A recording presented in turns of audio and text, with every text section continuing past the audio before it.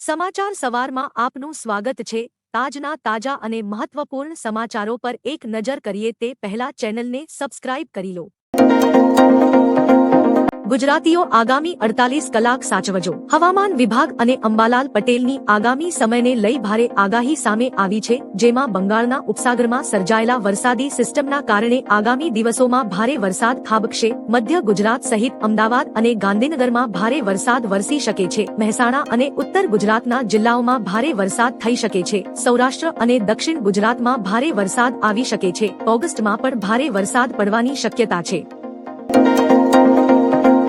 લાંબા વિરામ બાદ રાજ્યમાં વરસાદની ધબડાટી। રાજ્યમાં છેલ્લા થોડાક દિવસોથી વરસાદે વિરામ લીધો હતો, પણ હવે મેઘરાજા ફરીથી સક્રિય થયા હોય તેવું લાગી રહ્યું છે। વરસાદના આંકડાઓની વાત કરીએ તો ગઈકાલે અમદાવાદના દસક્રોઈમાં 9.25 ઇંચ વરસાદ પડ્યો હતો। પાટણ જિલ્લાના 9 તાલુકામાં સાર્વત્રિક વરસાદ નોંધાયો છે। સિદ્ધપુરમાં સૌથી વધુ 7 ઇંચથી વધુ વરસાદ પડ્યો છે। પાટણમાં 3 ઇંચ વરસાદ, સરસ્વતી તાલુકામાં 1.5 ઇંચ જેટલો વરસાદ ખાબક્યો છે। ખેડા, માતર, કઠલાલ, કપડવંજ અને મહેમદાવાદ વગેરે તાલુકાઓમાં ધોધમાર વરસાદ પડ્યો છે। અરવલ્લીના મોડાસામાં રાત્રે 6 કલાકમાં 6 ઇંચ વરસાદ વરસ્યો હતો। બનાસકાંઠાના વડગામમાં 8 ઇંચ વરસાદ ખાબક્યો છે। છાપી પંથકમાં ભારે વરસાદ થતા પંથક સંપર્ક વિહોણું બન્યું છે। ડીસામાં 4 ઇંચ, પાલનપુરમાં 3 ઇંચ, દાંતીવાડામાં 3 ઇંચ અને ધાનેરામાં 2.5 ઇંચ વરસાદ પડ્યો હતો। દાહોદ પંથકના વાતાવરણમાં પલટો આવતા ધોધમાર વરસાદ વરસી રહ્યો છે। લીમખેડા, દેવગઢ, બારિયા અને સિંગવડમાં વીજળીના કડાકા સાથે વરસાદ વરસ્યો હતો। અંબાલાલ પટેલે કહ્યું, ભારે આગાહી તો હજી બાકી છે। રાજ્યમાં હાલ વરસાદી માહોલ જામ્યો છે, ત્યાં ફરી અંબાલાલ પટેલે આગાહી કરી છે। અંબાલાલ પટેલે 29 જુલાઈ સુધી રાજ્યમાં ઉત્તર, મધ્ય, દક્ષિણ અને સૌરાષ્ટ્ર, કચ્છના ભાગોમાં ભારે વરસાદની આગાહી કરી છે। બંગાળની ખાડીમાં સર્જાયેલ સાયક્લોનિક સર્ક્યુલેશન અને અન્ય સિસ્ટમના કારણે વરસાદી માહોલ છવાયો છે। ઓગસ્ટમાં 6 થી 10 અને 18 થી 21 તારીખે ભારેથી અતિ ભારે વરસાદની આગાહી છે, તેમજ 3 સપ્ટેમ્બરના રોજ પણ ભારે વરસાદની આગાહી છે। મન કી બાતમાં શુભાંશુ શુક્લાના વાપસી પર પીએમ મોદીએ વાત કરી। મન કી બાત કાર્યક્રમમાં પીએમ મોદીએ શુભાંશુ શુક્લા વિશે વાત કરી હતી। તેમણે કહ્યું, શુભાંશુ અવકાશથી પરત ફરતા જ દેશભરમાં ખુશીની લહેર દોડી ગઈ, આખો દેશ ગર્વથી ભરાઈ ગયો હતો। ઓગસ્ટ 2023માં ચંદ્રયાન 3ના સફળ ઉતરાણ પછી દેશમાં વિજ્ઞાન અને અવકાશને લઈને એક નવું વાતાવરણ સર્જાયું। બાળકોમાં અંગે જિજ્ઞાસા જાગી। હવે નાના બાળકો પણ કહે છે કે આપણે પણ અવકાશમાં જઈશું। અમદાવાદમાં ભારે વરસાદથી ઘરોમાં પાણી ઘૂસ્યા। મેઘરાજાએ ઉત્તર ગુજરાત સહિત અમદાવાદને ઘમરોળ્યું છે। અમદાવાદના અનેક વિસ્તારોમાં પાણી ભરાયા છે, જેને કારણે લોકો અને વાહન ચાલકોને ભારે હાલાકી ભોગવવાનો વારો આવ્યો હતો। વટવામાં ભારે વરસાદના કારણે લોકોના ઘરોમાં પાણી ઘૂસી ગયા હતા। ઘરોમાં પાણી ભરાતા લોકો પાણી વચ્ચે રહેવા મજબૂર બન્યા હતા। એક તરફ વરસાદી પાણી ભરાતા તંત્ર સામે અનેક સવાલો ઉભા થયા। ગઈકાલે અમદાવાદમાં અનેક સ્થળો પાણીમાં ગરકાવ થયા હતા। એર ઇન્ડિયાને સરકારની સ્પષ્ટ ચેતવણી। અમદાવાદ વિમાન દુર્ઘટના બાદ સરકાર કડક બની છે। ટાટા સન્સ અને એર ઇન્ડિયાના ચેરમેન સાથેની બેઠકમાં સરકારે સલામતી પર સીધી અસર કરતા વિભાગોમાં બેકસીટ ડ્રાઇવિંગ કલ્ચરનો અંત લાવવા અને સીટ પર બેઠેલા વ્યક્તિને નિર્ણય લેવાની સત્તા આપવાનો નિર્દેશ આપ્યો છે, કેમ કે ઘણા કિસ્સાઓમાં કોઈ બીજું નિર્ણયો લઈ રહ્યું હોય છે જ્યારે કોઈ બીજું સીટ પર બેઠેલું હોય છે। આ સિસ્ટમ અત્યંત ખતરનાક છે અને તેને નાબૂદ કરવી જોઈએ। રાજ્યમાં ધોધમાર વરસાદ પડતા અનેક તળાવો છલકાયા। સિદ્ધપુરના કાકોશી ગામનું તળાવ ઓવરફ્લો, ધાનેરાના માલોત્રા ગામનું તળાવ ફાટ્યું, વડગામ તાલુકાના માનપુરા ગામે તળાવ ફાટ્યું, તલોદનું વક્તાપુર તળાવ થયું ઓવરફ્લો, વટવામાં મહાલક્ષ્મી તળાવ ઓવરફ્લો થયું। સિદ્ધપુર તાલુકાની નદીઓમાં ભારે પૂર આવ્યું, મહિજડા ગામે તળાવના પાણી ગામમાં વળ્યા છે। 2000 થી વધુના યુપીઆઈ વ્યવહારો પર જીએસટી અંગે સ્પષ્ટતા। કેન્દ્ર સરકારે સંસદમાં સ્પષ્ટતા કરી છે કે યુપીઆઈ દ્વારા 2000 થી વધુના વ્યવહારો પર જીએસટી નાખવાનો કોઈ વિચાર નથી।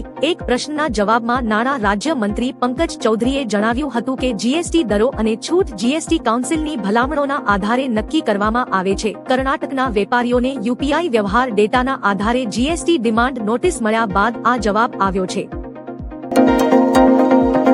પીએમએ રાજાની યાદમાં સિક્કો બહાર પાડ્યો. પીએમ મોદી રવિવારે તમિલનાડુના અરિયાલુરના ગંગાઈકોંડા ચોલાપુરમ પહોંચ્યા. તેમણે અહીં આદિ તિરુવતિરાય ઉત્સવના સમાપન સમારોહમાં હાજરી આપી, જે ચોલ વંશના સમ્રાટ રાજેન્દ્ર ચોલ એકની જન્મજયંતિની ઉજવણી માટે આયોજિત કરવામાં આવ્યો હતો. આ પ્રસંગે પીએમએ સમ્રાટના માનમાં એક સ્મારક સિક્કો બહાર પાડ્યો. ચોલ સમ્રાટ રાજરાજ ચોલ પ્રથમના પુત્ર રાજેન્દ્ર ચોલ પ્રથમની ગણતરી દક્ષિણ ભારતના ચોલ વંશના મહાન સમ્રાટ તરીકે થાય છે. આગામી 2 દિવસ ગુજરાતીઓ માટે ભારે. રાજ્યમાં ચોમાસું જામ્યું છે, તેવામાં હવે હવામાન વિભાગ અને અંબાલાલ પટેલે આગામી દિવસોને લઈ ભારે વરસાદની આગાહી કરી છે. વરસાદી 2 સિસ્ટમ સક્રિય હોવાથી આજે અને આવતીકાલે અતિભારે વરસાદની આગાહી કરવામાં આવી છે. આગામી 7 દિવસ ગુજરાતીઓ માટે ભારે બની શકે છે. અંબાલાલ પટેલે આજે 27 જુલાઈને લઈ ભારે આગાહી કરી છે. તેમના અનુસાર વરસાદ ભૂક્કા બોલાવશે. ગુજરાતમાં જળબંબાકાર સ્થિતિ ઊભી થઈ શકે છે. નવસારી જિલ્લામાં સૌથી વધુ વરસાદ. રાજ્યમાં વરસાદનું જોર વધશે તેવી આગાહી હવામાન વિભાગે કરી છે. હાલ રાજ્યમાં એકસાથે 4 વરસાદી સિસ્ટમ સક્રિય છે. વલસાડના કરપાડામાં 6.77 ઇંચ, વાપીમાં 4.17 ઇંચ અને નવસારીમાં 2.24 ઇંચ વરસાદ વરસ્યો છે. હવામાન વિભાગે નર્મદા, તાપી, નવસારી, ડાંગ, વલસાડ, દમણ અને દાદરા નગર હવેલીમાં યલો એલર્ટ આપ્યું છે. ગાંધીનગર હિટ એન્ડ રન કેસમાં આરોપીના રિમાન્ડ મંજૂર. ગઈકાલે તારીખ 25 જુલાઈએ ગાંધીનગરમાં રાંદેસણ પાસે કાર ચાલકે 4 લોકોને અડફેટે લેતા 2 લોકોના મોત થયા હતા, જેમાં અકસ્માત સર્જનાર આરોપીને કોર્ટમાં રજૂ કરવામાં આવ્યો હતો. કોર્ટ સમક્ષ પોલીસે આરોપી હિતેશ પટેલના 7 દિવસના રિમાન્ડ માંગ્યા હતા. જોકે હિટ એન્ડ રન કેસના આરોપી હિતેશ પટેલના 5 દિવસના રિમાન્ડ મંજૂર કરવામાં આવ્યા છે. કરજણમાં ભારે વરસાદથી પાણી ભરાયા. વડોદરા જિલ્લામાં ભારે વરસાદની આગાહી હવામાન વિભાગે આપી હતી. હાલ વડોદરા જિલ્લાના કરજણમાં પવન સાથે ભારે વરસાદ નોંધાયો છે. કરજણના કંડારી અને બામણ ગામ તાલુકામાં ભારે વરસાદ થયો છે. આ સાથે જૂની જીરથડી અને ધાવટ ગામોમાં પણ વરસાદ નોંધાયો છે. ભારે વરસાદના કારણે રસ્તાઓ જળમગ્ન બન્યા છે, જે કારણે લોકોને હાલાકીનો સામનો કરવો પડી રહ્યો છે. પીએમ મોદીએ ટ્રમ્પ અને મેલોની સહિત બધાને પાછળ છોડી દીધા. બિઝનેસ ઇન્ટેલિજન્સ કંપની મોર્નિંગ કન્સલ્ટના જુલાઈ 2025ના તાજેતરના સર્વે રિપોર્ટ અનુસાર વડાપ્રધાન નરેન્દ્ર મોદી ફરી એકવાર વિશ્વના સૌથી લોકપ્રિય લોકશાહી નેતા તરીકે ઉભરી આવ્યા છે. તેમને 75% લોકોનું એપ્રુવલ રેટિંગ મળ્યું છે. તેમના પછી દક્ષિણ કોરિયાના પ્રમુખ લી જે-મ્યુંગ 59% અને આર્જેન્ટિનાના ઝેવિયર મિલે 57% છે, જ્યારે ડોનાલ્ડ ટ્રમ્પ 44% સાથે પાછળ છે.